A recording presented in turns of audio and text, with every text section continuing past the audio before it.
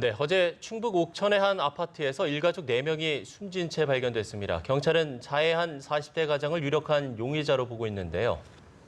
네, 오늘 오전에 의식을 회복함에 따라서 사건 경위 파악에 나섰습니다. 숨진 일가족의 정확한 사인을 밝히기 위해서 내일 부검도 할 예정이라고 하는데요. 주말 사이에 있었던 사건 사고 소식을 자세히 짚어보겠습니다. 전지현 변호사와 함께하겠습니다. 어서 오십시오. 안녕하세요. 예.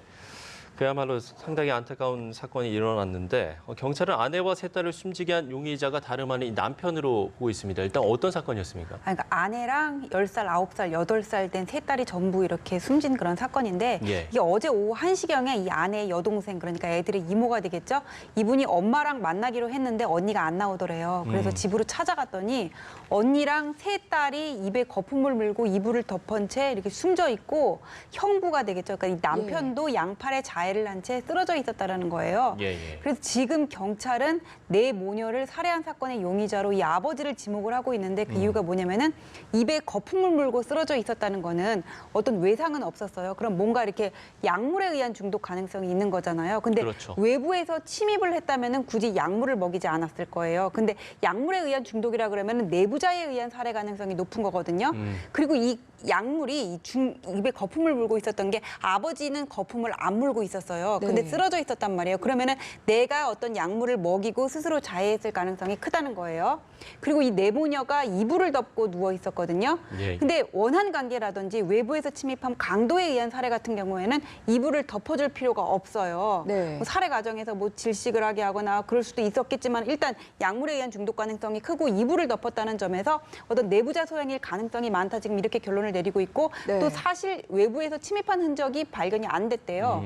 그리고 또 이 아버지가 이송 과정에서 의식이 있는 상태에서 내가 극도의 채무 때문에 시달리다가 아이들과 아내를 살해하려고 했다, 이런 얘기를 했다고 합니다. 그래서 지금 예. 유력한 용의자가 아버지로 지목이 되고 있는데 이분이 지금 의식은 찾았는데 아직까지 경찰이 진술은 확보하지 못하고 있다고 합니다. 그 이웃들의 좀 이야기를 들어보면요, 상당히 화목했던 가정으로 이렇게 좀 알려지고 있습니다. 뭐 아버지가 아이들을 데리고 주말에 여행도 가기도 했다, 뭐 이런 이야기도 있는데 그 아버지의 진술, 어떤 빚 때문에 그랬다라고 한다면 좀 구제의 도움을 청할 방법은 좀 없었습니까?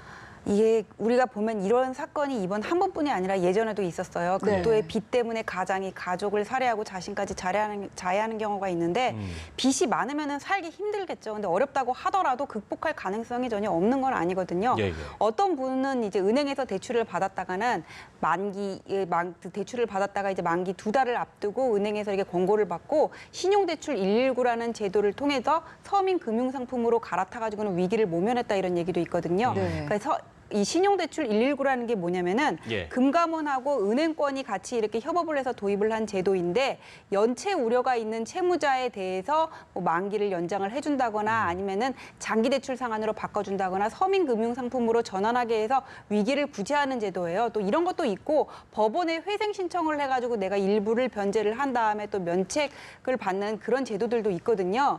그러니까 지금 이런 경우에 가족이 어려움에 처했다고 싶어가지고는 가장들이 이런 극단적인 선택을 하는 경우들이 많은데 이거는 네.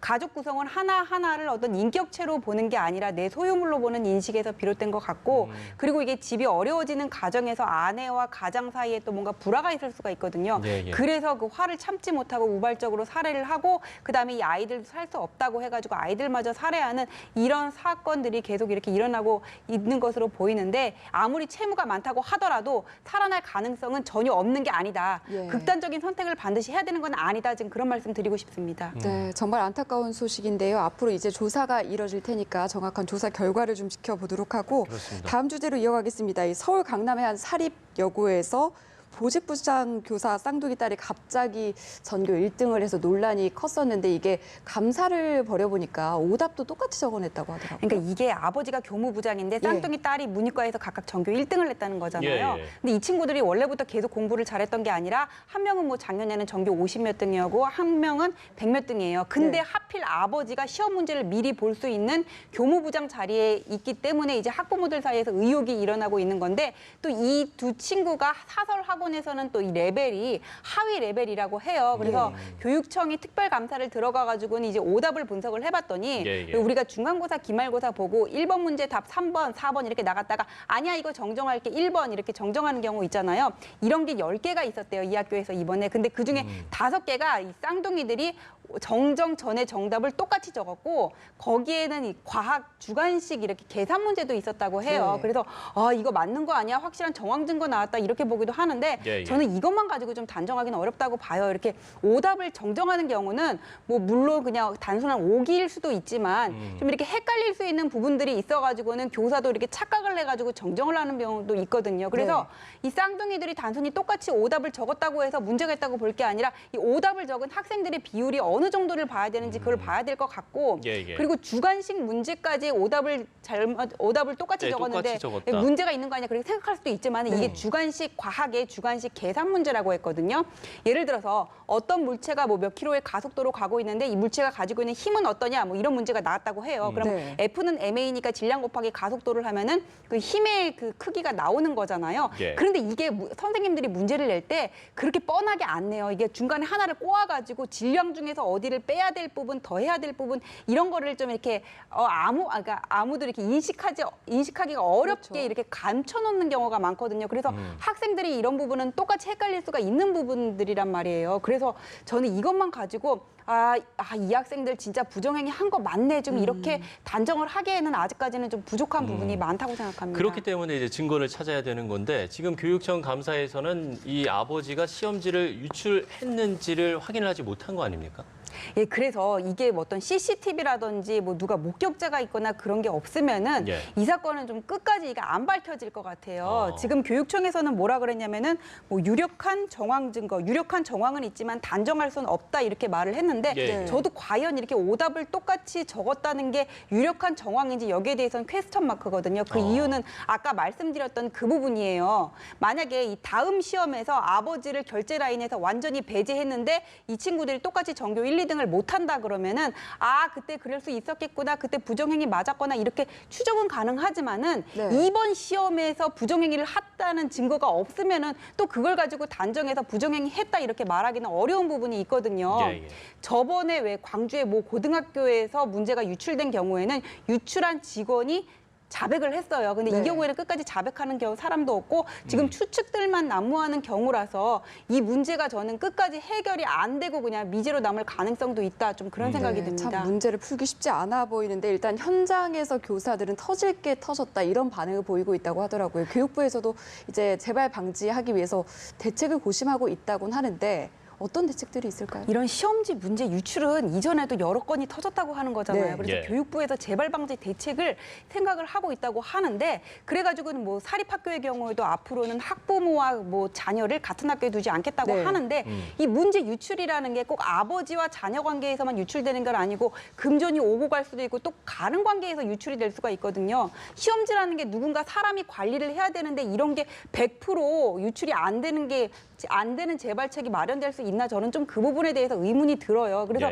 이 문제는 단순히 유출 방지 이렇게 지엽적인 부분보다는 전체적으로 입시 제도에 대해서 살펴봐야 되는데 우리가 너무 비인간적이라고는 말할 수 있지만은 시험이라는 거는 무슨 학력고사나 사법시험처럼 정말 블라인드로 해가지고는 1등부터 꼴등까지 줄 세우는 게 가장 공정하거든요. 그런데 입시 전형을 다양화하고 다양한 인재를 뭐 선정을 한다 그래서 지금 내신 비중을 넓히고 수시를 넓히고 있는데 이런 식으로 운영이 될 것 같으면은요 100% 이게 방지가 안 된다면은 결국 이 혜택은 할아버지 재력이 좋고 엄마의 정보력이 좋은 학생들만의 유리하게 그런 제도로 가지 않을까 그런 생각이 들어서 근데 시험의 공정성이 중요한 거 아닙니까? 다양한 인재 선발도 공정성이 전제가 돼야 되는데 저는 이 내신 비중을 너무 넓히는 게 문제가 있지 않나 좀 그런 생각이 듭니다. 예, 알겠습니다.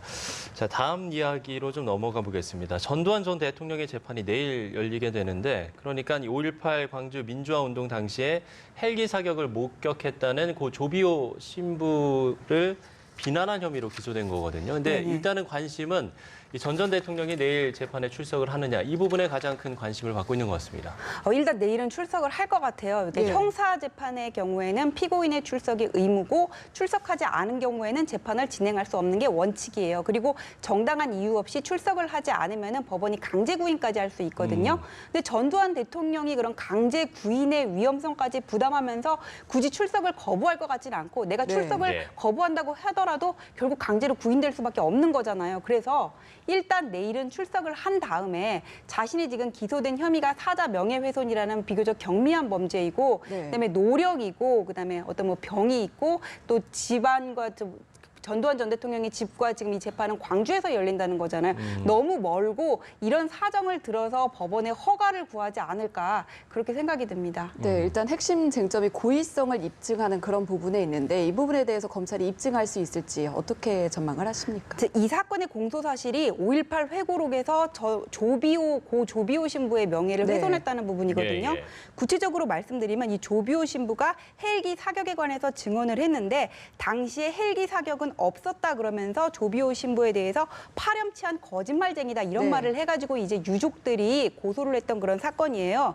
그런데 검찰은 이 부분에 대해서 당시 헬기 사격이 있었는지 하는 부분에 대해서 목격자와 그다음에 5.18 특별조사위 그다음에 미 대사관이 국무부에 보낸 비밀 전문을 통해서 당시의 비밀 전문 내용을 보면은 군중에게 해산하지 않으면은 헬기 공격을 하겠다고 경고를 했다 그러면서 실제 발포 시 엄청난 분노가 있었다 이런 문구가 있거든요. 예. 이런 것들을 통해서 당시 헬기 사격은 있었다 이런 부분을 확정했고 그 다음에 전두환 전 대통령이 이 부분을 알고 있었는지 부분에 대해서는 당시에 그 책임 라인이라든지 광주의 시위 진압 상황을 일일이 보고받았던 그런 것들을 비추어 볼 때 네. 알고 있었다고 볼 수 있다. 그래서 고인의 명예를 훼손하기 위해서 이거는 고인의 명예를 훼손하기 위해서 이런 거를 쓴 게 맞다. 지금 검찰은 이렇게 보고 있거든요. 그래서 이런 검찰의 그런 기소 사실들이라든지 밝혀진 증거에 따르면은 이 부분에 대해서는 혐의가 인정될 가능성이 높다. 지금 이렇게 보입니다. 네, 지금 이 회고록은 손해배상 청구 소송도 진행 중인 것으로 알고 있거든요. 이게 다음 달 13일 날 1심 선고가 내려진다고 하는데 이게 좀 구체적으로 어떤 내용인가요? 작년에 이 전두환 전 대통령 회고록이 나왔을 때 네. 배포 금지 가처분 결정이 있었다 이런 얘기는 알고 계시죠. 네. 삭제하지 않으면은 출판 배포를 할 수 없다. 이게 무슨 얘기냐면은 그 5.18 회고록 내용에 보면은 5.18에 관해서 폭동이라고 규정을 하고 본인을 광주 사태 뭐 어떤 치유를 위한 씻김굿의 재물이다 이렇게 표현을 하고 뭐 광주교도소 습격 사건이라든지 전두환 전 대통령의 책임 이런 안매장 부분에 대해서도 사실과 다른 부분들이 있었어요. 그래서 5.18 단체와 유족들이 법원에 손해배상 청구를 하면서 그 전에 우리가 이걸로 인해서 손해배상 청구를 하는데 손해배상 청구를 나중에 해가지고는 인용이 된다고 하더라도 그 전에 이 책들이 이미 다 배포가 돼가지고 많은 사람들이 알게 되면은 그거를 사전에 손해를 막을 수가 없는 거잖아요. 네. 그래서 배포 금지 가처분 신청을 해가지고 법원이 인용이 된 부분이에요. 근데 이 부분도 그 사자 명예훼손죄와 마찬가지로 사실관계가 검찰의 사실관계가 이제까지의 조사를 통해서 목격자들이라든지 당시의 자료 5.18 특별조사위 자료를 통해서 드러나고 그 지휘 보고 라인을 통해 가지고는 전두환 전 대통령이 이것들이 사실이 아님을 알고 있었음에도 불구하고 예. 이런 회고록에다 이런 기재들을 했다면 그런 그 가족들의 유족들의 명예를 훼손하겠다, 뭐 사자의 명예를 훼손하겠다 이런 의도가 없었다고 하더라도 결과적으로 명예를 훼손하게 되는 결과가 발생한 거잖아요. 네. 그렇게 되면 결국은 손해배상 책임을 질 수밖에 없다. 이 말씀 드리고 싶습니다. 네, 전두환 전 대통령의 소송 관련 소식까지 다양한 사건 사고들 전지현 변호사와 짚어봤습니다. 오늘 말씀 여기서 고맙습니다. 정리하겠습니다.